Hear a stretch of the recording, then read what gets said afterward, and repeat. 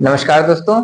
आज मैं इस वीडियो में बताने वाला हूँ गोल्ड में क्या क्या इन्वेस्टमेंट ऑप्शंस हैं, किस किस फॉर्म में आप गोल्ड में इन्वेस्ट कर सकते हैं।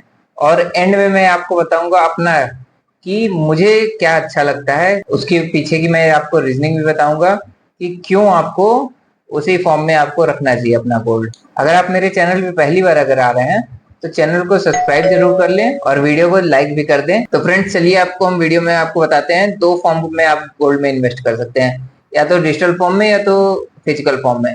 फिजिकल फॉर्म में भी दो तरीके हैं, या तो आप ज्वेलरी ले लीजिए या तो आप लीजिए बार्स। ज्वेलरी में क्या है, आपका 15% मेकिंग चार्ज लगेगा, उसके बाद आपको जीएसटी भी देना पड़ेगा उस पे। और अगर गोल्ड बार की अगर मैं बात करूं तो उस पे मेकिंग चार्ज कुछ कम हो जाता है और जीएसटी तो लगेगा ही लगेगा। चलिए हम लोग चलते हैं अगले फॉर्म पे। अगला फॉर्म क्या हो सकता है, फिजिकल फॉर्म से हटके अब आते हैं हम लोग डिजिटल फॉर्म में। डिजिटल फॉर्म में कहाँ कहाँ आप इन्वेस्ट कर सकते हैं, आप म्यूचुअल फंड ले सकते हैं गोल्ड का, ईटीएफ ले सकते हैं गोल्ड का, या तो फिर डिजिटल गोल्ड आप खरीद सकते हैं सीधे सीधे। बहुत सारी कंपनियां अपना डिजिटल गोल्ड दे रही हैं।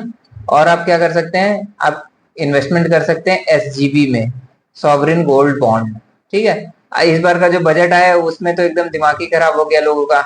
जितने लोग एसजीबी में इन्वेस्ट किए थे, सोचे थे अप्रिशिएशन मिलेगा। देखिए एसजीबी क्या होता है, सॉवरिन गोल्ड बॉन्ड पे मैं सीधे सीधे आता हूँ। ये बहुत ही अच्छा ऑप्शन था, बहुत ही अच्छा लिक्विडेटिव चीज लेके आई थी गवर्नमेंट। उसमें क्या बोला था इन्होंने कि वो 2.5% आपको इंटरेस्ट देंगे आपके गोल्ड के वैल्यू पे, जो कि आपका सेमी ईयरली आपके बैंक में क्रेडिट हो जाएगा और उस पर इंटरेस्ट लगेगा।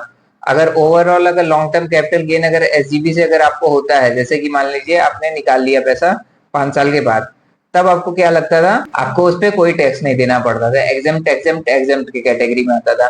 पर जो इंटरेस्ट पार्ट जो आपको हर हर 6 महीने पे जो मिलता था, केवल आपको उसी पे इंटरेस्ट आपको पे करना है। तो निर्मला सीतारमन जी ने क्या कर दिया, आपका जो कस्टम ड्यूटी 15% जो चल रहा था वो सीधे सीधे लेके आ गई 6% पे।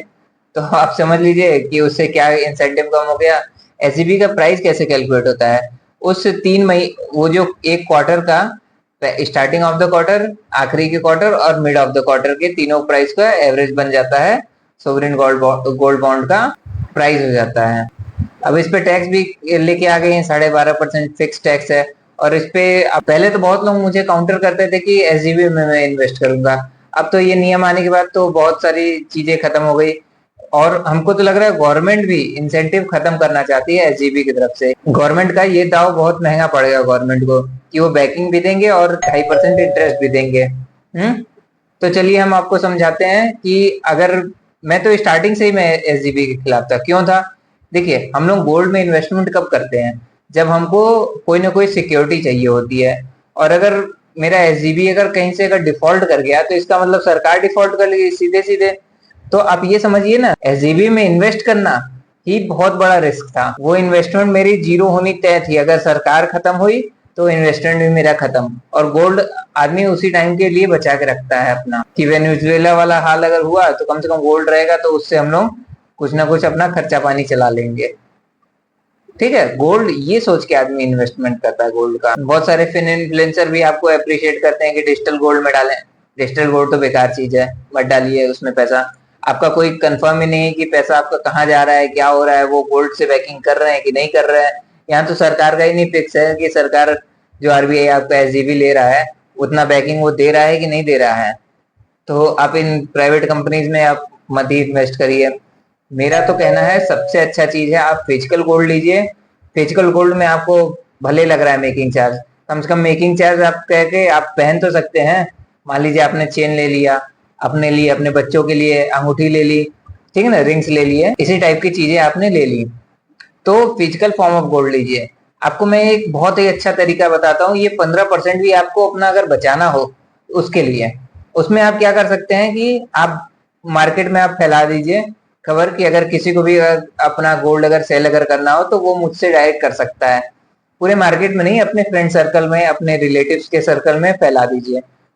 उससे क्या होगा, अगर आपके पास अगर कोई अगर डील अगर आती है तो आप उसको तुरंत कैच कर लीजिए और आपको वो 15% मेकिंग चार्ज आपको नहीं देना पड़ेगा। और उसमें क्या करना होगा, बस आप एक ज्वेलर के पास आपको गोल्ड जाके चेक करवाना होगा उसकी प्योरिटी क्या है, और प्योरिटी के हिसाब से जो करंट वैल्यू चल रही है वो दे दीजिए। उसका भी फायदा हो जाएगा इसमें, क्योंकि अगर वो ज्वेलर को अगर बेचता है तो वो उसका कुछ ना कुछ कट रख लेता। तो इसलिए दोनों लोगों का फायदा है।